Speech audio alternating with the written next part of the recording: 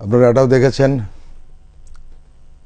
যে জানাজার আগ মুহূর্তে দলের স্থায়ী কমিটির সদস্য নজরুল ইসলাম খান বেগম খালেদা জিয়ার সংক্ষিপ্ত জীবনী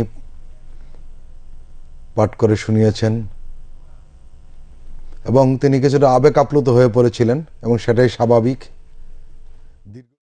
এই মুহূর্তে আমরা যে বিষয়টি দেখলাম, বিএনপি চেয়ারপারসন বেগম খালেদা জিয়ার জানাজার নামাজ অনুষ্ঠিত হলো। তার জানাজার নামাজ পড়ালেন জাতীয় মসজিদ বায়তুল মোকাররমের খতিব মুফতি মোহাম্মদ আব্দুল মালেক। এবং আমরা এই মুহূর্তে যেটি দেখতে পাচ্ছি যে ইসলামিক বক্তা মিজানুর রহমান আজহারি তিনিও আসলে খাটিয়া তুলে নিচ্ছেন বেগম খালেদা জিয়ার,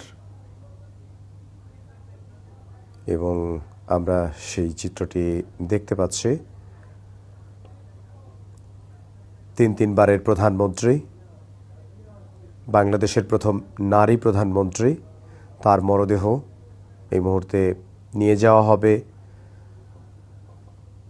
শেরেবাংলা নগরে শহীদ রাষ্ট্রপতি জিয়াউর রহমানের মাজারে। সেই শহীদ রাষ্ট্রপতি জিয়াউর রহমানের আপনারা এটাও দেখেছেন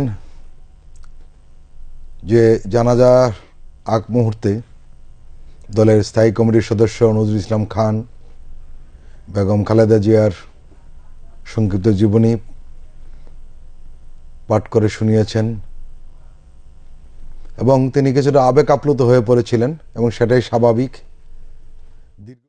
এই মুহূর্তে আমরা যে বিষয়টি দেখলাম, বিএনপি চেয়ারপারসন বেগম খালেদা জিয়ার জানাজার নামাজ অনুষ্ঠিত হলো। তার জানাজার নামাজ পড়ালেন জাতীয় মসজিদ বায়তুল মোকাররমের খতিব মুফতি মোহাম্মদ আব্দুল মালেক। এবং আমরা এই মুহূর্তে যেটি দেখতে পাচ্ছি যে ইসলামিক বক্তা মিজানুর রহমান আজহারি তিনিও আসলে খাটিয়া তুলে নিচ্ছেন বেগম খালেদা জিয়ার,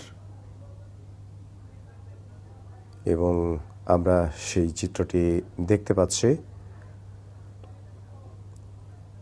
তিনবারের প্রধানমন্ত্রী, বাংলাদেশের প্রথম নারী প্রধানমন্ত্রী, তার মরদেহ এই মুহূর্তে নিয়ে যাওয়া হবে